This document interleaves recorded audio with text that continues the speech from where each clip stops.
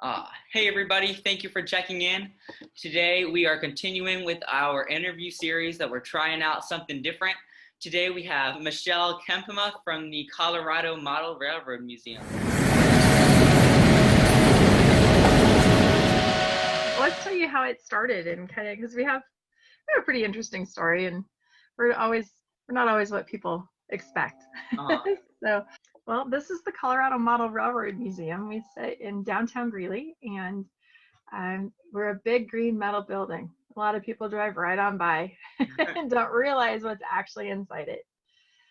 The tracks in the foreground down here were a former Colorado and Southern and then Great Western Railroad line, so a short line.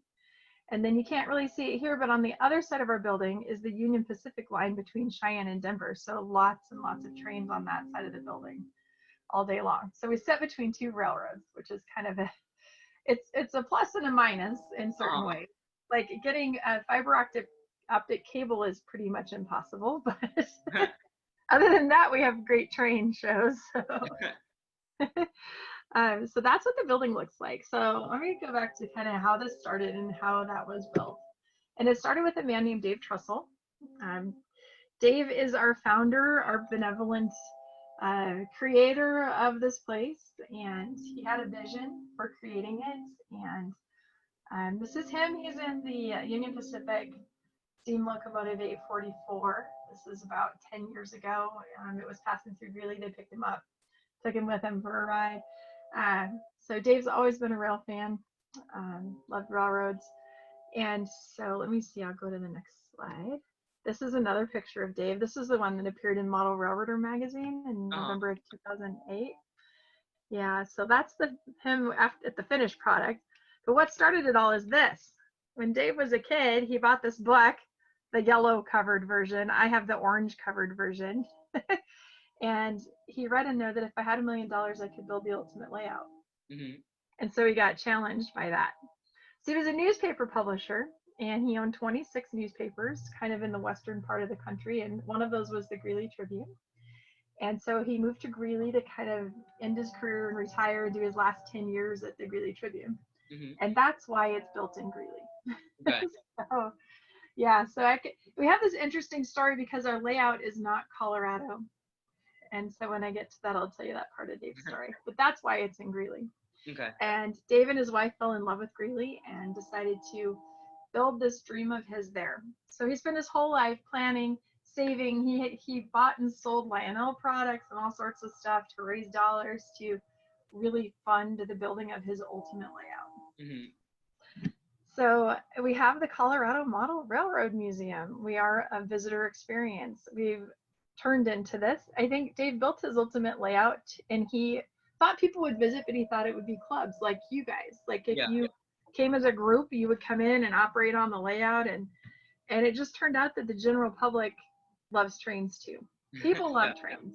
A lot of them don't model, but they love trains. And so we've turned into really a museum of families with children and visitors of all ages. So we work a little differently, and I'll talk about some of that as we go through versus having a club layout. Okay. So we have to do some things differently. Absolutely, yeah. We do have youth programs, so I thought I would highlight some of this. We've done a lot of stuff with Scouts. We do the Railroad Badge. We do scenery clinics. The pictures with the girls here and over here. We actually taught at a public school for 12 weeks every day, and we built a giant layout. And we did that with 2 different groups with young kids, and then we did it with like the 4th through 6th graders. We did like K through 3 and then 4th through 6th, and then we put them all together, the Woodland Scenic Corners. And so we've done a lot of work in our community. We're pretty involved with our school district, so we actually take modeling into the schools. So we have this massive layout. And if we want to make it a tourist attraction, how do you manage that? You can't hire enough staff, so you work with volunteers. Mm-hmm. And so like your club members, our volunteers come from many clubs all over northern Colorado, from Colorado Springs, which is 2 hours south, to Cheyenne, Wyoming to the north. Mm-hmm. And we have volunteers from Iowa. We have a group from New Mexico that come in. We have some volunteers that come in from all over the country. So if you want to volunteer, all you got to do is contact me, and if you're going to be in the area, you can come in and become a volunteer. Sounds So fun. we have a training program. It does take a weekend. It takes 2 days because we have 138 signals you have to learn. And Are you NCE or Digitrax? we are NCE. Oh, there's a learning curve. It's, The East Coast is 99% Digitrax.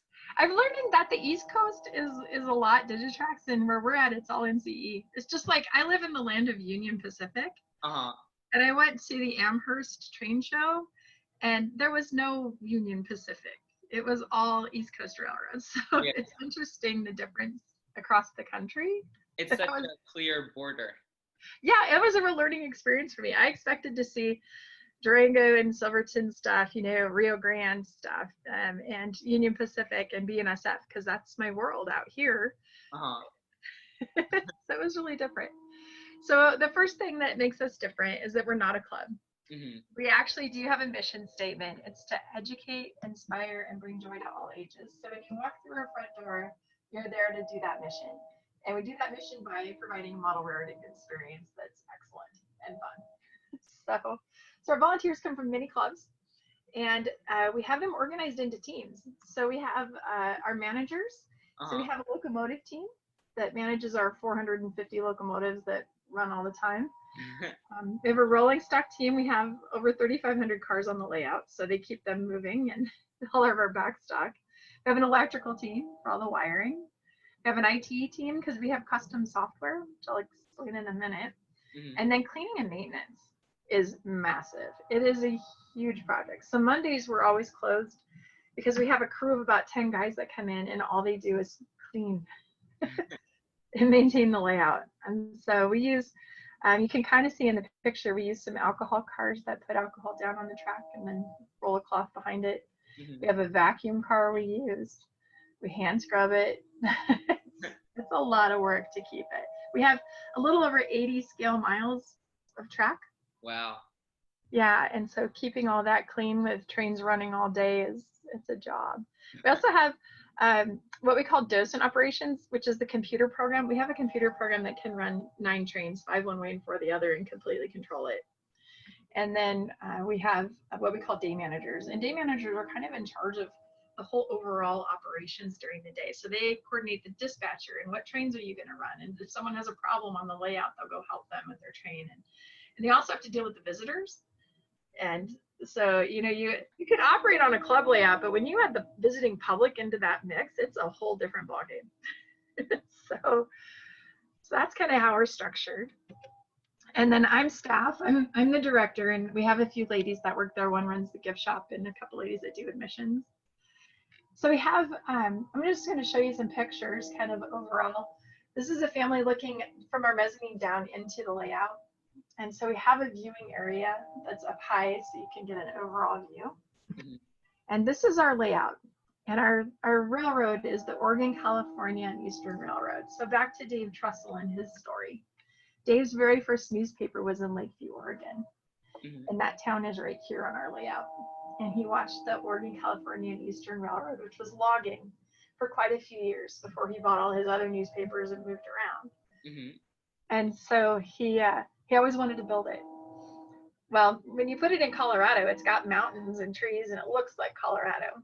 And he added some rock stuff that looks more like Colorado in places. He definitely used a little imagination.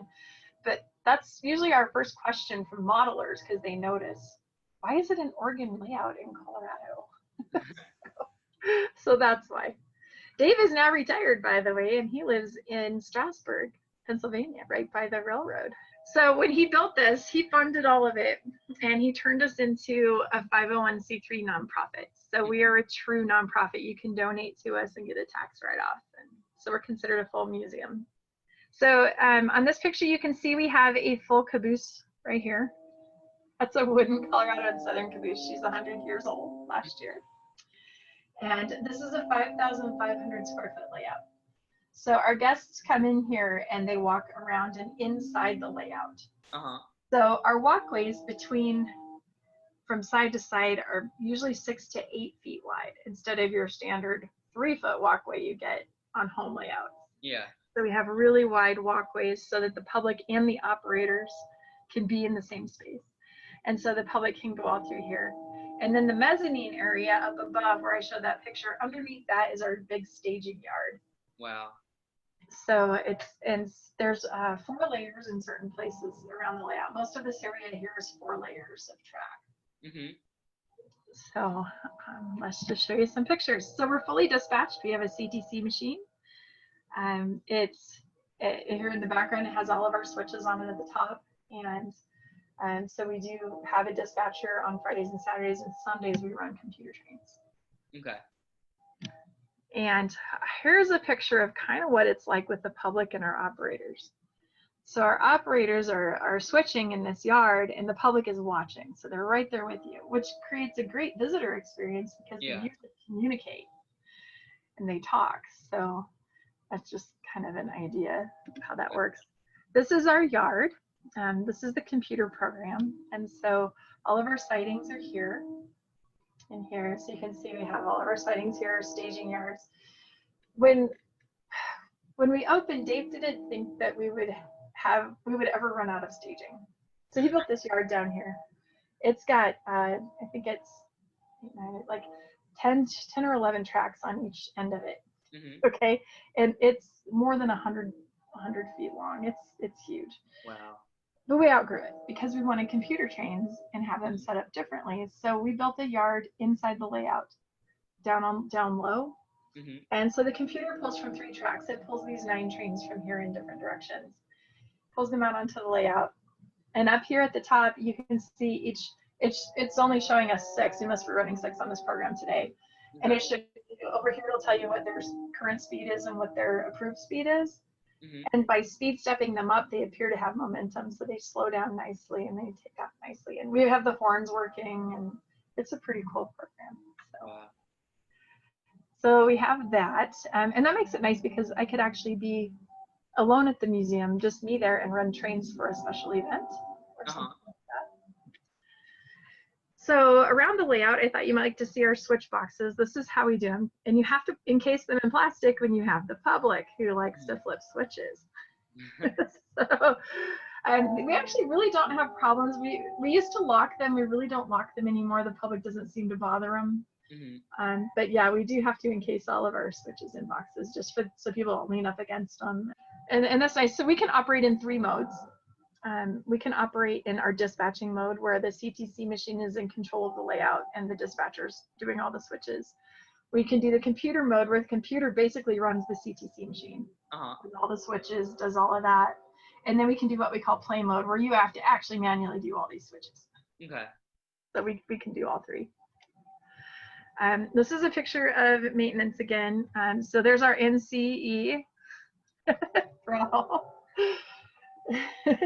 So, and then I'll do my research before I come.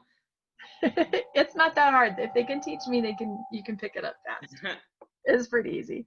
This vacuum car is interesting. If you use this technology, it was designed for a different era, I think. And so our track was pulling too much power, and we kept burning up the motor and putting up the motor. And so we finally just power it off a 9-volt battery. And now it works beautifully. Ones from like a while ago. Yeah. They do work. So it's not, yeah. But it's wonderful to have. Mm-hmm. So here's some scenes of the layout. This is in an area called the Loops. It's really our helix at one end. So it takes the train about an hour to go all the way around from the start of staging to the end of staging, through the whole layout. And this is one of the areas where it gains elevation, and it goes through these loops twice to get to the top of the mountain. Okay. So we have a high bridge here. And this is our steepest grade. It's 2% up here. And then here's another view of one of our mountain sides where we have track here, here, here, and up here. So we've got 4 layers of track in this photo. So do you use plaster or sculptor mold? Because it has to be really heavy when you do stuff that's ridiculously big like that. Yeah, so Dave built this mountain over 4 months, and it is hydrogel plaster. It's about 2,000 pounds, and he's got like 5 to 10% real rock laying around in small pieces at the bottom. But yeah, And something that Dave did that's very interesting, because he could, we have a coal company across the railroad tracks from us, Uh-huh. Kaiser Coal. And so John Kaiser gave him a piece of coal that was like I could hold in my arms. Uh-huh. And so he carved a surface, poured molds, and then carved a new surface and poured molds. And he has like 360 molds, and it's about this big at the end. Wow. And so every piece of rock in our building was made from a mold that Dave made. There were no store-bought molds here.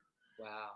And so when you do come and look at the mountain, it's amazing. It's really beautiful. And then the coloring, he went to Glenwood Canyon here in Colorado and really chose his rock colorings based on Colorado. But don't tell the public that. They don't know it's not Oregon. But it turned out really pretty. So yeah, this mountain, and that's a snow shed right there. It's hard to see in this picture. He did build a snow shed into it from scratch. Here's another deep shot. We have a lot of places you can do these really deep shots. So this one, the train curves around and goes back behind, but you can see the loops over there behind. So, and then we have a little steam going on. Our year is 1975. Okay. And we chose that year. Dave chose that year because there were still cabooses running. Uh-huh. And the public expects a caboose. They really do. They don't see them on real life. And I'll have kids come in for a field trip and I'll say, who knows what's at the end of a train? It's a caboose. They know the answer, but they've never seen one in real life on a train. But it's part of our American culture. It's like Coca-Cola and Santa Claus. Everybody knows the caboose is at the end of a train. So our year's 1975, so we have cabooses. But we run a little steam because the public expects to see steam too. Yeah. So we have a logging company on our mountain that still runs steam in 1975. Okay. We have a shipyard. This is Keys Bay, Oregon, and these are some of the big warehouses. And then I guess you can't really see the ships. I'm sorry, I just grabbed some pictures today and I didn't think through making sure we had the ships. There are 2 full-size, fully functional remote controlled ships in here. Wow. And they used to travel with the traveling layout that Dave had. And I think it was 2001 he won the NMRA National Convention, the National Train Show competition with it, the Denver, Greeley, and Tahoe layout. So then that's when he built this. Wow. Because he couldn't compete anymore. Here's an overview of our shipyard where we're exporting the lumber. So our layout has a function, and we have specific trains that have jobs. We have a log train that takes the logs to the sawmill. Okay. We have a train that will pick up that product, take it to warehouse where it will be repurposed or redistributed and then taken out to Coos Bay to be exported. And then we do the same process with imported fluids to our different industries. And so that's part of our field trip program too with kids, is we explain how does commerce move on rail. So that works pretty good. This is a scrapyard. We have a scrapyard on our layout. This is kind of the headquarters of that logging railroad that we have, and we have a turntable, and so we do have that little bit of steam kind of running through the middle. This is our staging yard. This is 1/2 of our main staging yard. Wow. So we keep 7 full trains together here, and those are the ones that have the jobs. And then there's 7 going the other way at the far end. Like if you mirrored this and doubled it, you just can't see that far in this picture. And all 14 are on the layout at the same time. They average from 50 to 100 cars per train, and they can all be out there at the same time. Wow. So it is pretty massive. 5,500 square feet can hold a lot of trains. How long is what's your average train length? In real feet or scale? I'm not sure. In cars. Oh, in cars. Let's talk cars. Typically, like this train here in the front's probably got 50 cars. Okay. But this one over here with the orange tank cars, that one runs between 90 and 110 cars. Wow. So and then we have 2 of those. We have one of those at each end. And then against the wall, the very far one is what we call out of time trains. And we run a Union Pacific fleet, heritage units. We have the Cheyenne Frontier Days train. We have the City of Portland train. because we sit on the Union Pacific line, Yeah. so our public wants to see Union Pacific. So Your pedo let you keep the ski train? they did. Ooh. In fact, it's running on our docent program. We just opened to the public last week, Okay. How's and it so going? good. We actually have our visitorship is picking up rapidly. People are excited. We're open. So People just want to get out. they do. They really do. And our volunteers, I think, are happy to be back with something to do. Those that can safely come back. And our Yeah. capacity is really, really low, so it's a different experience. You know, our capacity is normally 253, I think is the exact number, but we're limited to less than 50. So it makes a really nice visitor experience because You can see everything. there's nobody there. So they're really liking that. Yeah, so this is staging. Now there's a track here, and actually this picture was pretty early on. We've actually added another track here. We have 2 tracks in the front where our volunteers build personal trains. So the way we work is that after you have 100 hours of operating on our layout and 100 hours of doing something else for the museum, whether that's showing up early, talking to guests, picking up trash, coming in for maintenance, any of those things, 200 hours total between that, you can bring a personal train if it's certified. So we run heavier than NMRA standards. You have to have a decoder that works with our DCC and our CMRI and our NCEs. Like all of that has to work together. And then if it's certified, you can bring it in. Okay. And we started out being the Oregon, California, and Eastern layout, and the public came in and they went, well, this is really pretty, but where's the passenger trains? And could we see more steam? And, you know, I grew up at the Pennsylvania Railroad. Where's that? And so we've learned that our volunteers have a wide variety of trains. Mm-hmm. And we're happy when they bring them because the public loves to see them. So we encourage our volunteers when they can to bring their own trains and mix them in. So we are not pure OC&E. Okay. Because we're a visitor experience place. Yeah. So you have to balance that out. One time we had very early on, we had a club type event, I guess an ops event, where we actually tried to count cars and use car numbers. And it took like 8 hours to do it. So we never count car numbers anymore. We have trains that do switching out, but we do it just by groups. Like one train will say, drop 4 boxes and pick up 3 tanks, or you know. And so we generalize because we're so big, we cannot keep track of. Yeah, it would be impossible for you guys to do car cards. Yeah. It would be someone's full-time job to figure that out. Yeah. Every week. So it's not my job. We have some fun water scenes. This is the one where the bear jumped in the canoe and then people jumped out. So we have fun things like that for our visitors.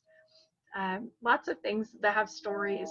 Dave had this old abandoned mine, and he has a story about how there might still be gold in the tailings. And so he was a newspaper writer, so he has all the stories of all the scenes on the layout. Okay. And here's part of our logging experience. So we have empties that go, like we have a train that will take the empties back up, and then our fulls go down to the sawmills. And so this is up at the top of our mountain. And the log train is designed in such a way that it completely ties up the railroad. Okay. And it has to work around the trains going past it. And it's really fun. I think it's really fun for those operators that like that. I think it's kind of a dispatcher nightmare, but some of them think it's fun. So, just some more scenes. We're known for beautiful water. Dave did 7 pours of a 2-part epoxy that he tinted, so our water's really pretty. Wow. And here's a picture of our high bridge and a train in the lower section of the loops. And here, in this picture, you can kind of see the museum itself, the walls in the back and the mezzanine above, just to kind of give you some scale as to what it's like. Mm-hmm. And here's a detail scene. I just threw some of those in. We have lots of detail. And this is, I don't have a picture of it functioning, but this, because I'm working from home today. So yeah. This is a fire scene. So this is a fireworks factory. And when the public pushes the big red button on the fascia, the lights come on and there is smoke that comes out of here. And we also have a forest fire. And I don't know if you saw it in the Rapido video. I think the forest fire's in that. Yeah. Yeah, and so that's a really fun visitor experience. Mm-hmm. And a volunteer designed that for us. Underneath there, it's all PVC pipe and electronics that make that happen. So I don't know if it's a secret, but is it water vapor or do you use like smoke generators? It is a smoke fluid. It is smoke fluid. Okay. And what it is it's a little cup that we fill to a certain point, and then there's a paddle that's sticking down in there. Mm-hmm. And the computer program or whatever is controlling it heats it up, turns it into by vibrating, turns it into the vapor that goes up. However, we learned a lesson when they made it, that it didn't rise very well. So we actually have aquarium fans in there to push the smoke up to get it to go up and out the layout. So we had to have aquarium fans to make that happen. I've seen on so many forums people talking about that, and they're like, "How do they do it? How do they do it?" So that's pretty. I just gave away all the secrets. Yeah, all out there. And if you want to know, our volunteer Daryl Ellis will be happy to explain. We've shared it with a lot of people.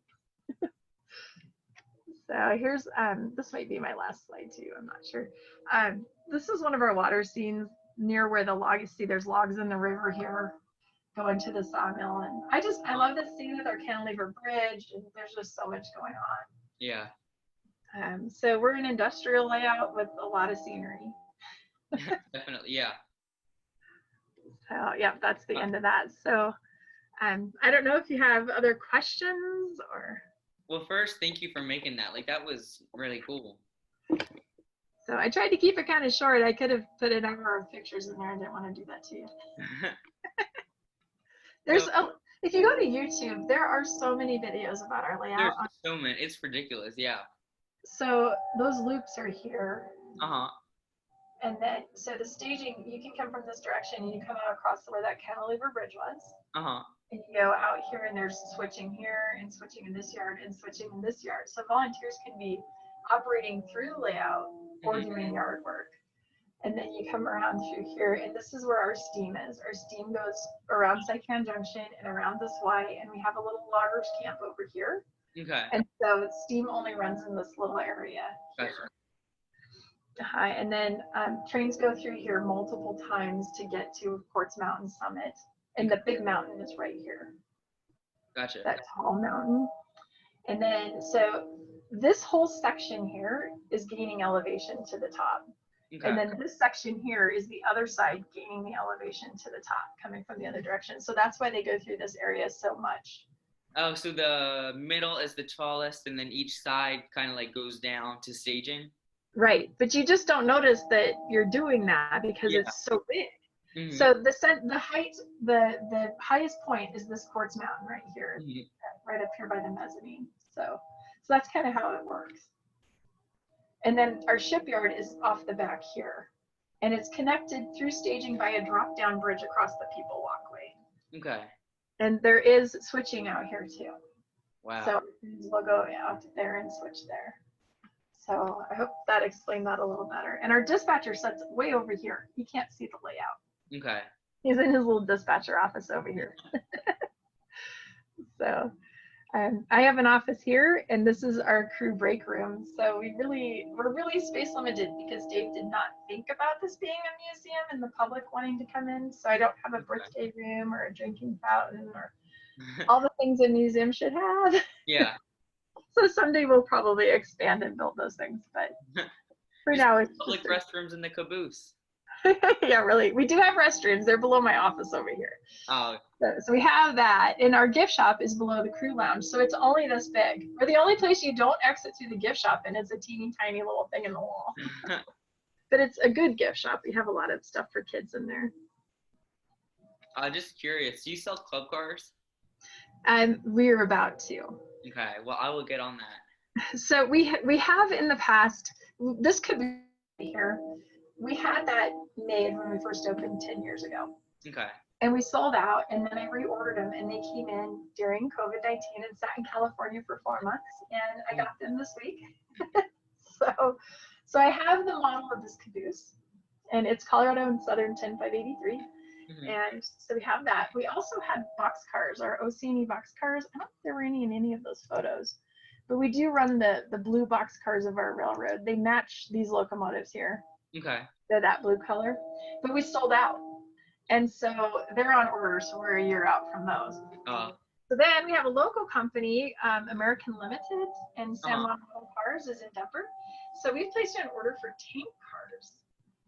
So we're actually going to have 3 different kinds of tank cars, and they should be in the spring. okay. So that's what I have. It's ridiculous what you've done. It's crazy. But how did you get into it to start? Okay, well, I came from the volunteer side. Okay. So I was a single mom going back to college and working full time at a homeless shelter in Greeley. And Dave Trussell called in 2009 and said, "Hey, I have an idea for a fundraiser for your shelter. I want to know if people would like to visit this thing I built. I built Wow. a railroad, and I'm curious. So if you invite your donor base, you can keep the admission at the door, and let's just see what people think of this place." And so my daughters and I went there, and there was only a little card table in there at the time. And we sat there and collected dollars. And my daughter she was about 7, and she disappeared into the layout for about 2 hours. Wow. And she came back and she said, "Mom, this is the coolest place I've ever been. Could we volunteer here?" Mm-hmm. And I said, "Yeah, let's do this. I love this place." So I volunteered there until I graduated from college at the lovely age of 36 as a single mom. So we volunteered, and then I actually was the first employee. Dave hired me after that to be the director. So I've been there for 10 years. Mm-hmm. As the director. We have a staff. Well, we did have a staff of 5 ladies, but we're down a couple now because of COVID. Yeah. Because of their choice. So, yeah. So, but we're still a staff of ladies that run a train museum, which is kind of unheard of. Mm-hmm. There's so many stories out there about how people got their, like, that's the best one I've ever heard. Like, that's really cool. Well, and I just fell in love with the place, and honestly, it is a place of joy. That's why we put joy in the mission statement, because during that hard time of my life, that's where we went for joy. Yeah. And volunteered there. So, so that's how I got there. And then I've just learned modeling. Yeah. And I'm not a very good modeler yet. Me either. So we're in this together. Okay, good. I know I'm always like, could you show me how to do that? The only thing I've done really well is painted some longhorn cattle. So, for a local event. I tried that once, and I tried to get the eyeball. It smeared across the whole face. I said, I am done. See, I like the animals. I'm working on this tobacco barn that was given to me, and it's still in pieces because I'm struggling with the structure. So, but modelers are in all different forms and like different pieces of it. I would be the backdrop painter. I like to paint, so. But I love rail fanning too. So for me, modeling and rail fanning go hand in hand. Mm-hmm. So you probably already answered this, but did this start under one roof, or was it like expansion? Okay, so Dave, he built the building to build the layout in it. Wow. And let me go to this picture and just tell you a story. This one. Okay, so do you see how he's standing in a stairway? Uh-huh. Our floor is concrete, and it's got 4 or 5 of these stairways that go down and go right back up. Uh-huh.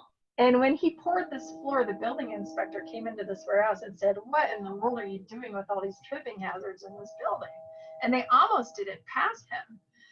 He finally had to get out his drawings and say, "Look, it's going to have this train layout, and this is how you go from one side to the other," because the trains up here have to go all the way around those peninsulas. Uh-huh. In fact, so if you're following your train as an operator, you need to be quickly on the other side of the wall. So we have these buffers everywhere, all over. So he built the building to build this layout in it. Wow. And it's a 10,000 square foot building. That's ridiculous. This whole thing, it's like, it's not, you can't conceive it. Like, this is ridiculous. And you have to visit it to really get the immersion that we have, because you really are immersed in it. And let me see if I can find a picture of plexiglass in here. Well, yeah, this one right here. This picture. Mm-hmm. Look at our plexiglass height. Oh, yeah. Dave visited pretty much every model railroad museum on the planet that he could get to. So hot. And he did not like it. he said, I want people to lean over my layout and be in my world. Yeah. And so we replaced power lines. In fact, our power lines, you can just barely see them here, are all, they're all like a spongy material now. They aren't metal anymore because they kept popping and breaking. So we had to change that. We have trees that get broken, but we replace them. And we have never really had massive damage from the public. They pretty much respect it. Okay. But you do get in it. You're in that world. Have you ever had experiences of people touching that have caused major things to happen? Every now and then we have an I Spy game, and it's a little piece of paper, and they get a pencil to check off the things around the building. And we had dinosaurs in there because that's just what we do. And and sometimes a pencil will get dropped on the track and derail a train. We've had that happen. We run a faller car system. That's probably the worst culprit is our faller cars. Mm-hmm. If I go back to that forest fire picture or the fireworks factory, let's see if we can see the background. Gosh, if I can even find it, here it is. Our city street right here has faller cars that go with the stops, right? The signals. They follow red and green signals. And so here's one of our trucks. That's part of our system. But down below is another layer of rail, and every now and then they just lose their mind and jump off and land in front of a train, and then we have massive accidents. And so, but that's kind of a fun thing to have running. Wow. Other than that, the public has not been a problem. I call it the Disney World principle. Yeah. Because when you go to Disney World, it's super clean. Mm-hmm. And because it's so clean, you wouldn't even think of littering at Disney, right? And our layout is so clean and so it's so well maintained by our volunteers that you just don't touch it. Mm-hmm. So I don't know. One time we had a massive car accident built in one of our cities, but it was only about 6 inches in. So we figured the kid was maybe 5 or 6 years old, and he piled all the cars up in a pile. One time in 10 years, that's pretty good. Yeah, that's a pretty good accident rate. We took pictures, so you did pretty good with the accident. So give him an honorary member status. Yeah, there you go. So I have 2 more questions that you've probably heard 1,000 times, but I mean, that's okay. Go for it. What is the longest train you've ever run? I gotta ask. Oh, and it's on YouTube. Bill Rogers' YouTube page for our museum. Mm-hmm. I might get it wrong. I think it's 283 large tank cars with 11 locomotives run on 2 throttles. Wow. We call it extreme trains, and I mentioned those 2 tracks in staging. Yeah. It took 3 of those tracks to build that train. Wow. So it was probably 150 real feet long. Mm-hmm. At least. It definitely took up a lot of the layout. We have enough track. We could break the record for the world's longest train. We just happen to have a mountain in the middle, so it'd be really hard. But we do have our shortest main line is longer than the world's longest train that they did on that gymnasium floor. Mm. So we could do it. I keep thinking we should do it, but you should do it. I have some volunteers who think it might be kind of to see that. Wouldn't it be cool? That would. Yeah, so we're working on it. We'll see. Mm-hmm. There's just a concern that with that many cars, I think it's like 1,500 cars on the layout, that there might be massive damage to the scenery. Oh, that's true. So we'll big see. Bridge, everything just falls over. Yeah, that would be bad. You don't want that. So my final question, I promise. Where do you see this going in the future? Okay, that's a really good question. For one thing, as far as our mission to continue the hobby, mm-hmm. We're really focused on our youth programs and our education programs to get people to try it. We really want to, if we build an expansion, we're not going to build another layout like this. We're going to build spaces where people can try making a tree. Okay. Do you want to build a structure kit? Come in and do it. We'll give you this kit and you come try it. You know, we want people to touch things and try it. And so I think our future is very much focused on continuing the hobby in that way. So you're not focused on expanding the layout, you're focused on expanding the space and then having different programs that you can have in that space. That's correct. Yeah. Yeah, and we're very, we call it STEAM, obviously STEM-based education. Mhm. I'd love to see a computer center where kids can take an Arduino and program like our chickens. That's an Arduino. Uh-huh. I didn't put the video in here. We have chickens. They peck the ground. They Uh-huh. move around. So it's all a little Arduino program, Mhm. and with all the new technology and modeling, It's so exciting to see what people do with it. it is. And this was 10 years ago. This was amazing. Oh, CMRI and running a computer train. And now we have JMRI and we have software and we have people operating trains remotely. Thanks to COVID, we've had to learn to do that. Like the Onondaga layout. Have you seen that where they're operating that remotely? John Abaticola, we talked about it, and he was Yes. so excited. He wanted to Yes. get down there right away and make a video about it. He was, And so I don't know what the future looks like, but we want to be a part of that. yeah. So we want to support that. And we're here to support modelers. We're your model railroad museum. We Mhm. might be named Colorado Model Railroad Museum, but we're a national model railroad museum. Uh-huh. You can be a volunteer, and we're your museum too. And especially as a nonprofit, we belong to the public. So take ownership in it. Cool. Well, that's pretty much all I have. Okay, well, thank you. It was really nice to meet you. And Thank you so much for coming. I mean, I appreciate it. Thank you. here, I can stop sharing my screen. There we go. Yeah, and tell all your club members thank you for having me. And I hope if you visit Colorado, you come and ask for me when you come in. Say hi. I will.